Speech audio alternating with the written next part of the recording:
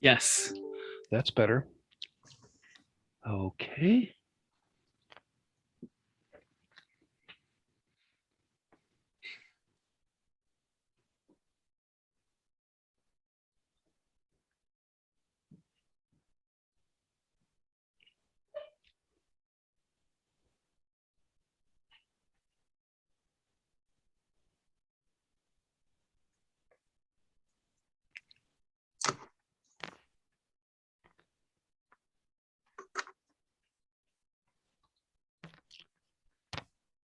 Okay. Good evening, everyone. I'm Todd Whitley, the Executive Director for the Masterwork Music and Art Foundation. For those of you that don't know, Masterwork's been around for over 50 years, supporting excellence in the arts a number of ways. And today we do so through three awards. The first is a Premier Award, a $10,000 gift that goes out to an artist or organization. The second are community grant awards that are given out to, again, people or organizations that are really working with the community in the arts. And we have competitive awards as well. We offer some free virtual classes and this series, A Life in the Arts. We're very happy that we have our own Joseph White as the interviewer for this series. And tonight is an extra special night because we have our three most recent community grant awardees. So you'll get to hear all about, what they do and why we think so much of them. And with that, Joe, take it away. Okay. Well, and I'm going to say to our guests tonight to take it away. I think the best thing is going to be for you to introduce yourselves and give a little short thing on your organization and what's your mission. So I'm going to go by clockwise on my screen, which probably has nothing to do with what you're seeing. So that would be Laura, if you would please begin. Sure. Hi, everyone. Thanks, Joe. Good evening, friends. Glad to be here. And I would just like to start first by saying thank you so much to everyone at Masterwork Foundation for recognizing the work and the effort of Dance on the Lawn. And I also want to say congratulations to my colleagues who are on this call as well. I see you. We know the effort, the time and the energy, and we're proud to stand with you in this moment. So my name is Laura Marchese. I am Managing Director of Dance on the Lawn. And Dance on the Lawn is a free outdoor dance festival that happens every year in Montclair, New Jersey. We have just, my friends, completed our 8th year, which is thrilling to us, especially, after coming through pandemic, which I'm sure we'll talk about more.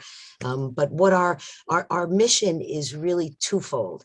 And the first part of it is what I said already, providing free access to high quality dance to our community.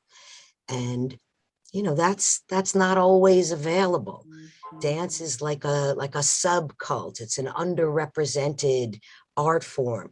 So our goal is to bring that out into our community and involve our community members in terms of putting that concert on. And then the second part of our mission that we're really committed to is supporting the artists that are on our roster. So we present schools, New Jersey schools. We give an emerging choreographer grant every year. We present New Jersey professional dance companies and New York professional dance companies as well. And each one of those categories is adjudicated by a roster of professionals who are reading applications, looking at videos. So we try to involve as many people as possible. And as I said, we're thrilled. We just did our 8th year, and this year it was in person. Great. All right. Falls Kennedy. Again, I'm working clockwise. It has nothing to do with anything. Sounds great. Thank you so much. And huge thank you to Masterwork Foundation for supporting us and for having, us on the panel. But as as you mentioned, I'm Falls Kennedy. I'm one of the 2 co-founders for Current Showcase, and I have our poster from our first show in my background here. I'm an emerging dancer and choreographer, to continue the dance theme, in Brooklyn, New York, and I'm a co-founder of Current Showcase with Debbie Mausner, who unfortunately is recovering from the flu, but sends her love via me. And but basically, we are both emerging dancers and choreographers. We created Current Showcase as a way to create even more performance opportunities for emerging artists, kind of basing in dance, but also very much focused on an interdisciplinary lens. And we really, as with Dance on the Lawn, have a huge focus on making art and dance accessible. We operate under the ethos, come when you can, meet who you may, pay what you will. We've had thus far about half and half indoors and outdoor site-specific shows, and continuing to focus even more on site-specific shows, kind of championed by the needs of the pandemic, but also by just the ability to reach an even wider audience and group of people. And yeah. And Juliana. My name is Juliana Fodera, and I am the grant coordinator for the Prospector Theater. And we are based in Ridgefield, Connecticut. And I want to express our deepest gratitude to Masterwork Foundation for, as we like to say, believing in our sparkle. And our mission is we are a 501c3 nonprofit that provides both competitive and integrative employment to people with disabilities through the operation of a first-run movie theater. We are founded by Valerie Jensen in 2014. We are actually getting ready to celebrate our 7th birthday tomorrow. Tomorrow at 6 o'clock. Yeah, we will be in operation, so you can catch us live on our Facebook page. We will be doing that virtual. And what's really important is that Val founded the Prospector Theater because she noted that there was a lack of employment for people with disabilities. And what she came across was that she was working for another arts and entertainment non-for-profits known as Sphere. And she realized that all of her friends were available to do all these great art projects, but they were missing a job, which we all know is crucial for mental, physical, emotional, psychological health, financial health. And she found that there was a theater that used to exist in Ridgefield. It was the original site of the Ridgefield Playhouse, was then converted into a bank and abandoned. And she found the opportunity to create this amazing place that's truly magical. And she created a movie theater. And in that movie theater, there is an enormous amount of jobs to be completed, an enormous amount of opportunities for people with disabilities to be employed. And since then, we have employed over 280 prospects. So, yeah, and it's just an incredible feat to undertake, because right now the current disability rate of working age Americans is 83%. And 1 million more Americans with disabilities were currently left unemployed due to the COVID-19 pandemic. So we have had to paddle with the current. We've had to pivot. And the project that we are about to launch in 2022 is Sparkle Vision, which will be our streaming app. And we will be doing all disability inclusive engagement. We will be doing all disability inclusive material, everything, all of our app content, all of our programming, all of everything that we'll stream on there. We believe that people with disabilities deserve a chance both in front of the camera and behind the camera. I just had to stifle my phone there. Well, what you had just said, Juliana, really leads into what I was going to ask as the next question, because in fact, you've already answered that, because the next question was, well, you know, the grants that we give out as community grants typically are for a specific project. And so we're, you know, what's the specific thing now? And we heard about Sparkle Vision, which is wonderful, but you know, so what are you going to be using this grant to do that's special and new, and that this allows you to do? So Laura, this, Falls, either one of you? No, Laura, Juliana, we just heard from.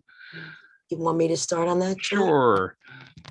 Yeah, so I should also add that the founder of Dance on the Lawn and our artistic director is my partner on the project, Charmaine Warren. Mm, And the the development of our work over these last 8 years has always been focused on engaging our community. So I would share that the site that we're in is a beautiful outdoor lawn at St. Luke's Episcopal Church on South Fullerton Avenue in Montclair. We're not religious, right? We're not religiously affiliated, but Reverend John blesses the stage before we come on. Our hospitality for our artists is provided by the food pantry that's in the basement of the church, which is called Tony's Kitchen. And they do that as a give back to our community. So they're incredible chefs. I actually manage a garden for them. So I do contribute produce to the kitchen. So we're in communication and connection with them. Our crew is all volunteer, but professionals in the field. So people who believe in our mission of putting live, high quality dance in front of the people. Right. And this grant for us means support for helping us to make that happen. We're very lucky that we have some great sponsors, local sponsors. Montclair State Kasser Theater Peak Performances donates our Marley floor. So we use very specifically white Marley because it's outside. If you use black Marley and the sun is shining on it, it gets too hot. So Peak gives us the white Marley and we love them for it. So this grant for us just helps us to be able to keep on going forward. And so what's up for current showcase, Falls? We will be using the grant to produce our 7th show in 3.5 years. We use the terminology take, or take 1, take 2. So it'll be current take 7. It'll be outdoors in Brooklyn to make it accessible to the public. And it'll be in either May or June permit dependent.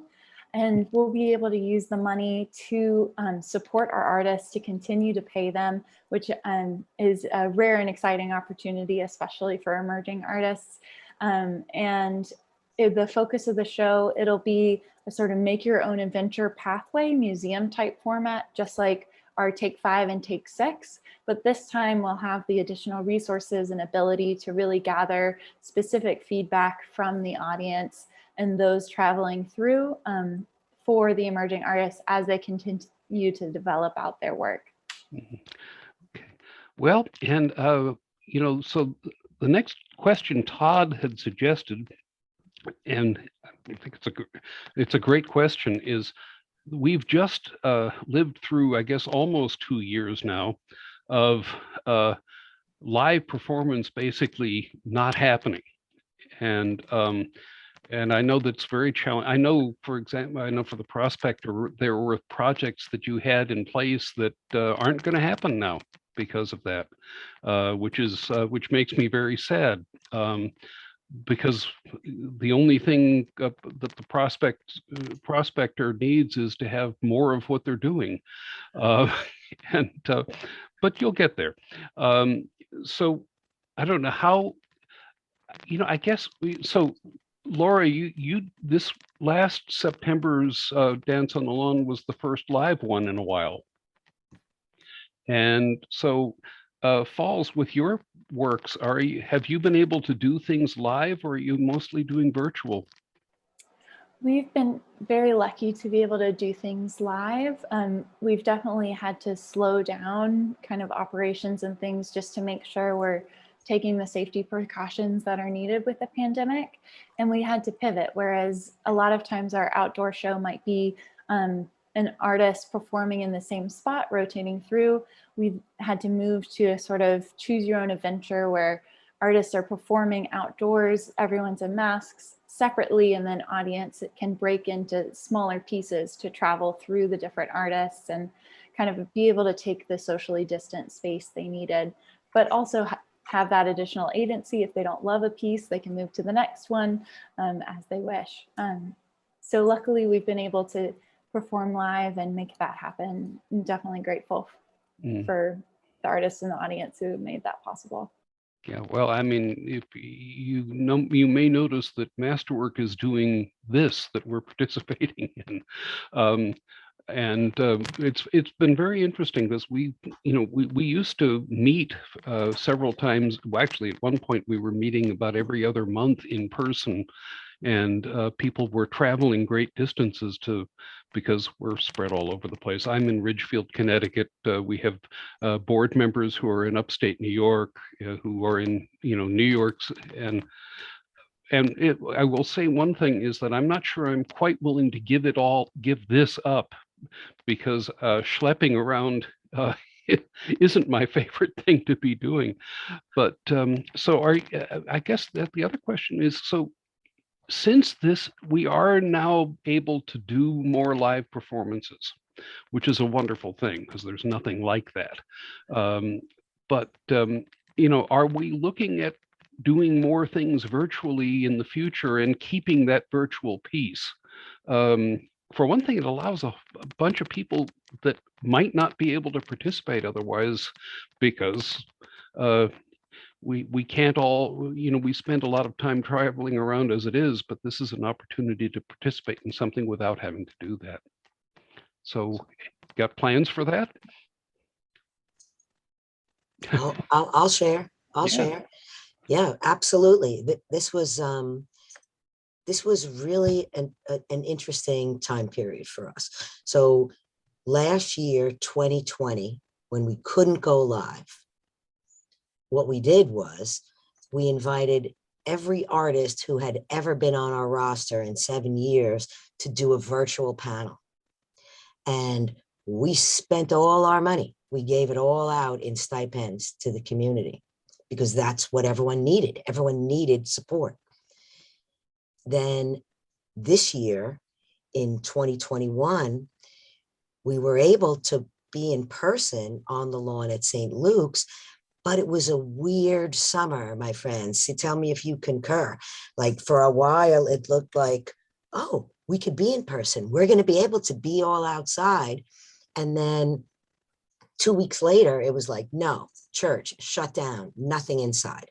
So we said, okay, we'll put the stage outside. We switched our whole green room to outside. We had an outdoor tent for a changing room, outdoor warm-up space, outdoor hospitality, because we couldn't go in. No one could go in. And what we did was, in our promotional efforts, we focused much more on the live stream than the in-person. And we have a fantastic video sponsor, David Calderwood at Euro Pacifico. He brought 2 cameras with a crew, and we did our in-person. Our audience in person was still several hundred people, but the live stream matched that, and the views have caught up to that, and it looked beautiful. So we think that that's going to be the way we're going to go. We're going to keep that live stream, and hopefully be able to welcome more people in person. Pre-pandemic, we would pack that lawn, 600 people, whatever it was, but the live stream and allowed more people to participate. So, what do you think, friends? It's changed, right? It has changed, and it has changed because we are a premium first run movie theater, so we felt the impact immediately, and we had to do a quick turnaround with pivoting. And we do something called sparkle mining, where we look at our prospects' talent, skills, and abilities, and we match them with the right job. And we are based in the idea of teach a person, give a person a fish, feed them for a day. Teach a person to fish, feed them for the rest of their life. So we are all about teaching and training. We are all about prospect needs to be able to perform a job and then teach that job to a fellow prospect, 2 prospects. And it's this teaching, training triangle. So when we were in operations in-house, this was ongoing. And when we were in person, ticket sales, we had guests come. And when we went into shutdown, it was a very quick, okay, we need to think on our feet. And we did it immediately. We pivoted virtually. We were holding professional development classes We brought our service learning program. We have schools, businesses, and organizations come to us. We give them a tour, engage them in activity. We found it, we were doing it virtually. We did Sparkle Power Hour, where we were having different people come in from the disability community and the arts and entertainment industries to talk to us. And we created this whole additional curriculum in the virtual realm. And we realized that streaming was really starting to step it up. So that was our call to action, to create our own streaming service. And that's what really birthed Sparkle Vision. And Val created this arena for people with disabilities to be seen, to be heard, and for their creativity to be expressed. And so now, being able to go virtual, we can engage with so many other people. And we can, you know, we hosted our 6th birthday last year virtually. We did our first Sparkle Symposium, where we talked about all the different departments and what we do in the theater. And we have now, you know, we have this whole other outlet.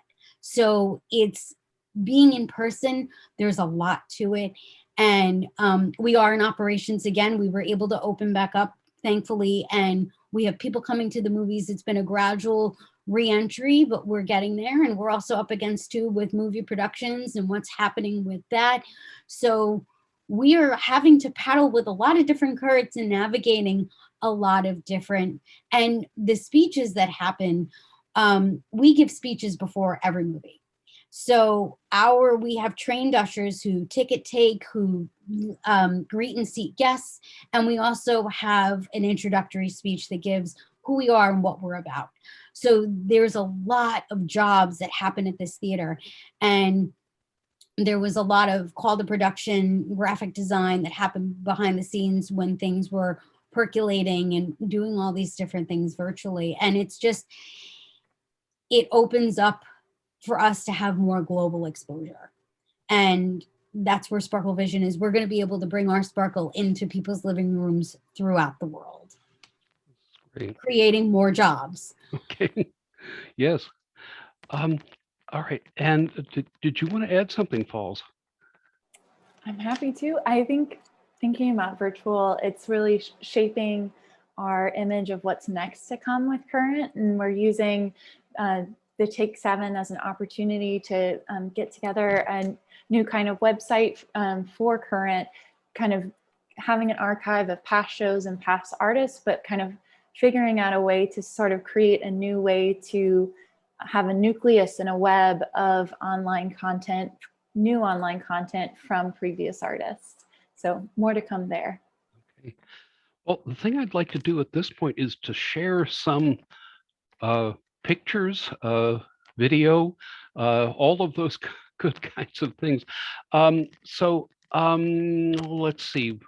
Let's do Laura first. We have, so do you want me to share the pictures you sent? And you said there's a story that goes with them, right? Yeah, do you want me to set it up, Joe? Or you want to share it and I'll talk over the slides? I don't know. I don't know what's going to work. All right, well, so I'll just give like a brief, like a 2-sentence setup. Okay. You are going to see some images from Dance on the Lawn 2021, which just happened this past September 11th.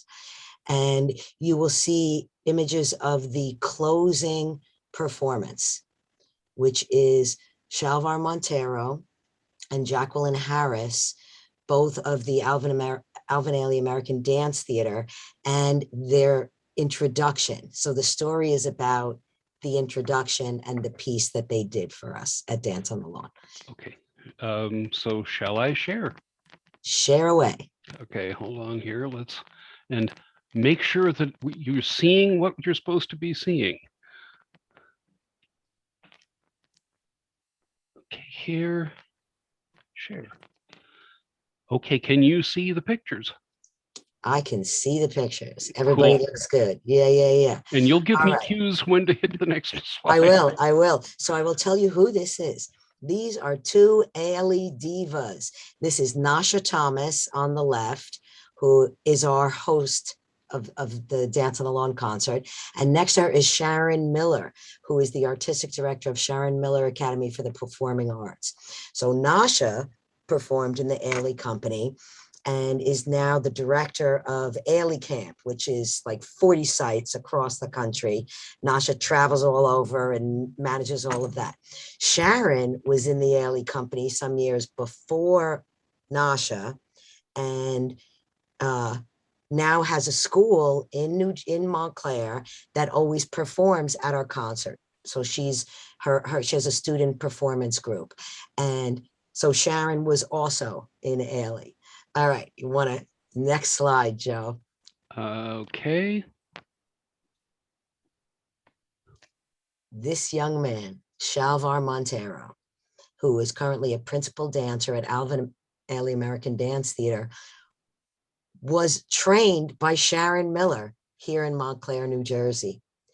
And the community connections of this are so deep. So for our concert this year, Shalvar and Jacqueline Harris came and did a duet, an excerpt from a piece, a Merce Cunningham piece that the Merce Cunningham Trust gave to them, and then we were able to have it performed on our stage, which is like shocking, incredible, amazing.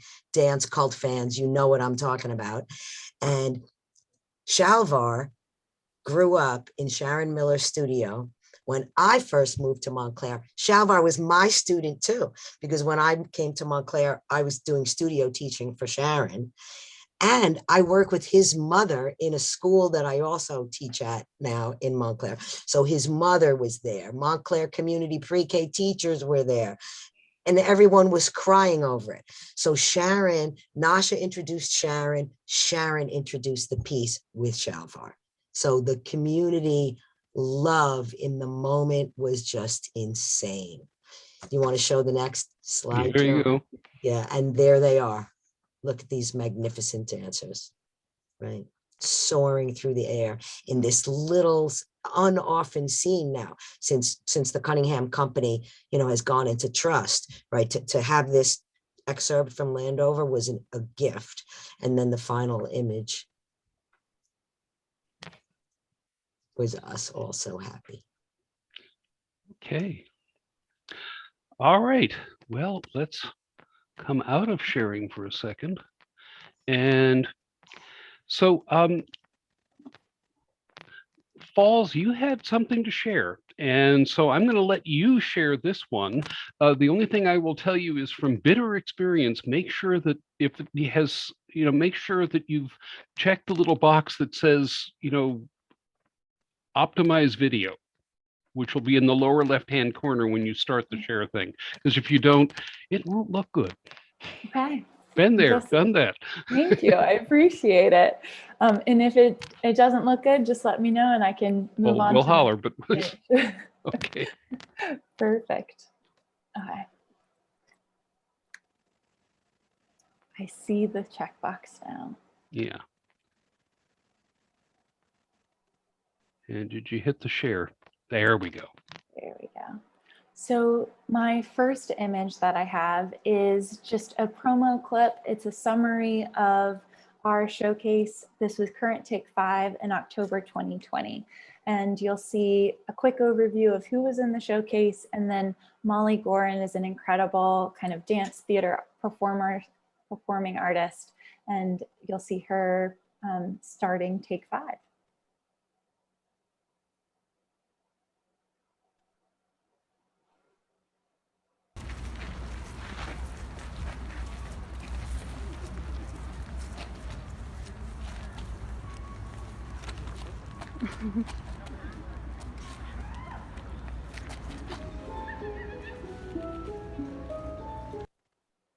And then for copyright reasons with the video, I won't show more with the music, but then you'll also see from take 6, our most recent performance was at Brooklyn Bridge Park. And here you see Mita Ghoshal performing her work, Some Light on Hidden History, Bengali Peddlers. And so here you can see the Manhattan skyline. I'll put this in full screen. Mita doing her gorgeous dance. At one point, she even hops in the crate. And these photos are by Josh Bryant Gerner. I'm so indebted to him for these photos. And then, so this was at Pier 3, and we had artists around the pier. Oh, it seems it didn't open up that video. excuse me, photo. And so here's another photo from the same performance. And this is Lydia Parakis and her music collaborator, Brulette. And they were performing Estia Reimagined. And so they were in the exploratory labyrinth. It was very sort of Martian almost. And they were thinking about kind of decentering and centering of space and roots, and had an improvisatory practice between the two of them. And as you can see, props were involved. And I will go ahead and share the stage with.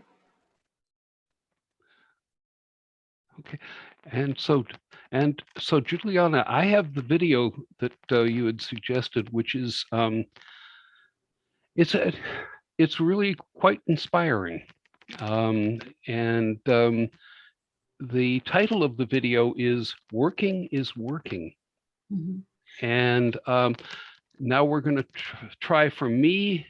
Come on here. Oh, there we go. I never know. Windows sometimes wants you to hit Control, but other times you don't need to. Anyway, so this is up, and we will share my screen here, and we are going to share sound and optimize for video. And this is it. And let's go. Meaningful work is what we do, and we're pretty good at it. See, we use this thing called Sparkle to shine in the workplace while rocking our jobs. We know that working is working, but millions of us are still unemployed.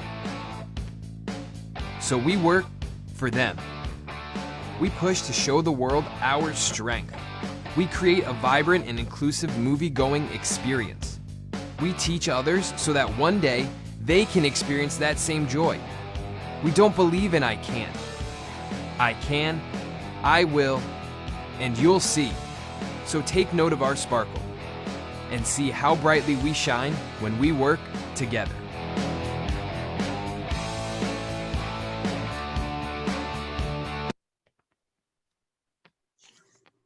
Anyway. Yeah. So this just you know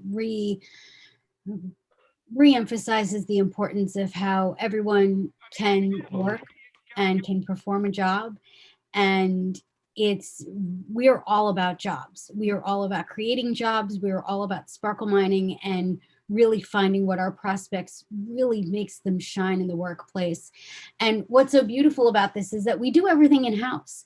Everything, nothing is outsourced. We do our own production, graphic design, our own concessions, our own cafe, a box office. All of our jobs are all in-house. And through that, it makes us really unique in what we do, because we just keep creating more and more opportunities for people to be employed. And with that, we create a memorable movie-going experience. This is not like an AMC that you're going to walk into and get lost. You know, you walk through the doors, we have a door greeter. We have someone who is usually in the lobby that can help direct. Our ushers are trained to help and seat and greet and, you know, ticket take and do these usher speeches that bring back the real essence of movie going. What really is about this engaging, inclusive experience. Everybody is coming together to share an experience, and it doesn't matter what background, it doesn't matter how you identify, it's everybody sharing in this unified field. And that's what really is the vibrancy there, is that it's all about the work. It's all about the jobs. It's all about giving meaningful employment. It's really giving purpose and showing the real beauty of what it is when we work in a competitive and integrative work environment. When you have somebody with disability and somebody without disability working together, it doesn't matter anymore, because you're creating this harmonious environment. So wonderful work by, you know, we did good this year at Masterwork. We picked 3 really, really worthwhile things to help out. Well, and also we had an interview 2 weeks ago with our premier grantee, who is a fabulous organist and who will you'll be hearing about. But at any rate, so two things here. One is we do have some people who aren't in the panel here, and if any of them have questions, we'd like if you can use the Q&A, and if you show up there, we'll see if it's a question that we can relate and get an answer for, or if we'll let you answer it, ask the question. Sometimes that works better. The other thing is, while they're doing that, how do people stay in touch with your three organizations and continue to support you? So we're going to work clockwise again because it's the only thing I know. Laura, you go first. Sure. I'll drop our website address into the chat, but it's www.danceonthelawn.org. And this is actually a really exciting moment for us. We've just released our applications. We've just opened applications for 2022. So Falls, if you know anyone that you think, you want to direct to apply. So our emerging choreographer grant has to go to a New Jersey artist, but we do accept applications from New York professionals. So, this is a big moment for us, right? We're always excited, and applications close in December. Our adjudication process happens in January, and then we announce the roster in February so that our artists have time to plan for next September. So Dance on the Lawn 2022 is going to be September the 10th. So, and I'll put our address in the chat. Great. And Falls? And I'll be sure to pass along that information. Thank you. The best way to reach us right now is currentshowcase@gmail.com. And the best way to see what we're up to is our Instagram page @currentshowcase. And we have a website, currentshowcase.com, coming soon. Okay. And Juliana? You can check us out at prospectortheater.org. We also are on social media. We are on all social media platforms. So we're on Twitter, Instagram, Facebook, TikTok, LinkedIn. And we actually, we have a newsletter. So be sure to sign up for our newsletter, because that'll show you what upcoming movies we have, what upcoming events we are hosting. And we actually have some exciting news. We have launched our gourmet popcorn website. And we actually have a gourmet popcorn newsletter that you can sign up for. And should you have any questions, you can direct them at info@prospectortheater.org. So yeah, you can see our sparkle everywhere. So it's really exciting. And you may want to go now. If you go to the Facebook page tomorrow at 6, you can participate in the 7th anniversary party. Yeah. And we're going to be going live stream, and it's going to be a lot of fun. You'll get to see all the upcoming great stuff we have cooking at the Prospector. That's wonderful. Well, the only thing I'm seeing in the chat right now is the two, you folks posting your information, and that's great. So I think where we're at right now is I'm just going to thank you for doing everything you do. And I'm just very grateful that Masterwork is able to help you in doing what you do, because it's all really good stuff. And thank you for being with me tonight on A Life in the Arts. So thanks very much. I'm going to I have some closing slides, which allow me, when I edit the video, to, come on. And this is Jill, right before that, I'll just say, yeah, do your thing. Yeah. To stay in touch with Masterwork, you can visit us at masterworkarts.org, or follow us on Facebook or Twitter. And ladies, thank you so much. It's so wonderful that you could join us all together tonight. And now everyone knows exactly why we think so much of all the work that you do. continue to soar and shine and sparkle in the year ahead. Okay. Yes. Again, thank you. And so here and come on, there. Here.